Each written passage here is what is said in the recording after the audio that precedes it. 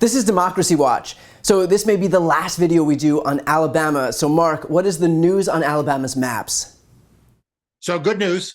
The trial court in Alabama in this long-running redistricting fight finally adopted a map for the 2024 election, which means the illegal map that we've been talking about, where the Republicans have been stalling and going to the Supreme Court and trying other things to prevent this from happening. They've run out of runway. There is now officially a new map in place for 2024.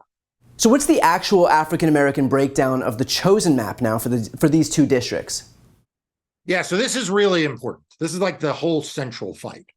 The Voting Rights Act requires that states, under some circumstances, which were met here, provide Black voters an opportunity to elect. What does that mean? It means a district in which they have the opportunity to elect their candidate of choice.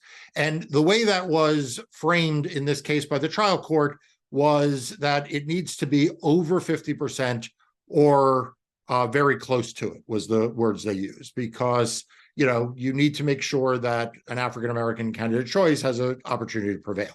So originally, just to give you a little bit of background for those of you who have been up and following Democracy Docket every day, day in, day out about this, originally the Republican legislature drew one majority Black district, the other was at 39%. The new court-drawn map is now one district at 51.9%, so clearly over 50%.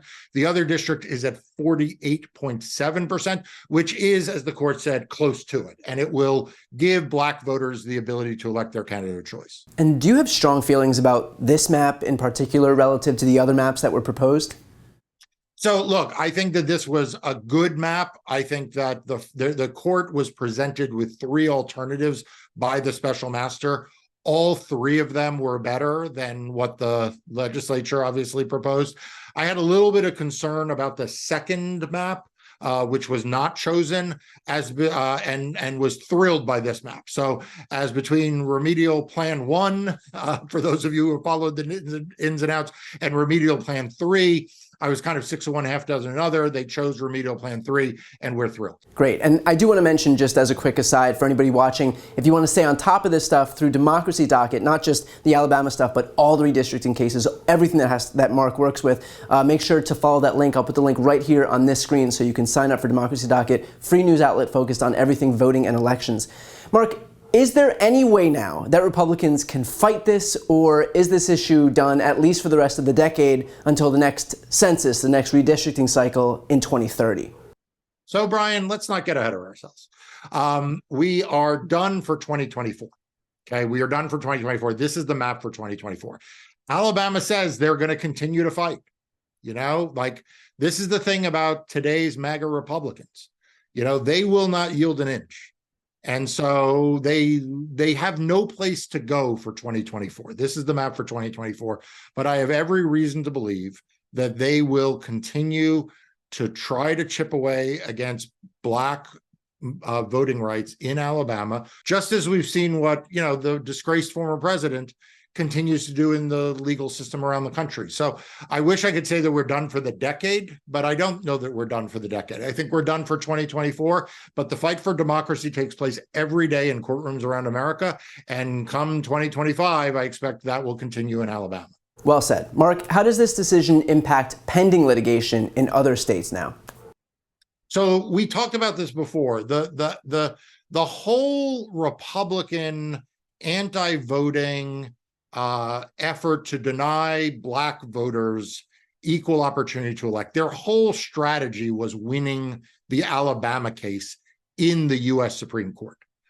There was actually an argument in another court of appeals about the Louisiana map, in which one of the judges said wasn't the strategy that the Republican legislature in Louisiana had that Alabama's legislature was going to win, and then they did. So because they lost there, I think you're going to see a series of dominoes, right? You're going to see the Louisiana case follow the same path as Alabama. The Georgia case, which we're waiting on a decision from the trial court, I think will follow the same path as Alabama. Texas will follow the same path as Alabama, because the Republican plan was that they would violate the Voting Rights Act in hopes that a conservative Supreme Court would just strike down the Voting Rights Act. They didn't have a plan for the Voting Rights Act being in place. Well, to that exact point, we do have redistricting news in New Mexico that doesn't follow the same trajectory. Can you speak on that?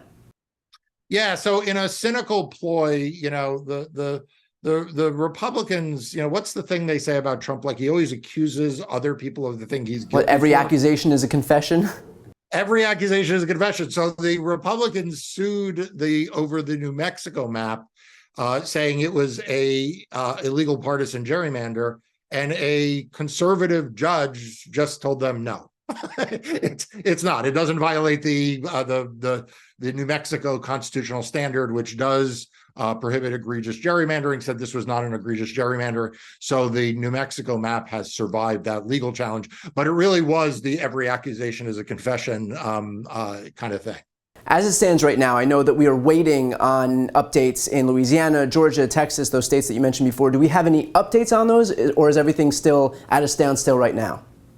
So Louisiana, just an argument, as I mentioned, in the Fifth Circuit Court of Appeals about what's going to happen there with whether the remedial map goes forward in time for 2024. I hope and expect it will. Texas on a little bit of slower burn, but let's not forget, Brian, we've talked about this before, Florida, that an appointee of former Governor Rick Scott, conservative former governor, struck down that map in the trial court. That's now going to the Court of Appeals, but so far that's been a win for an additional African-American district, a former district held by Al Lawson.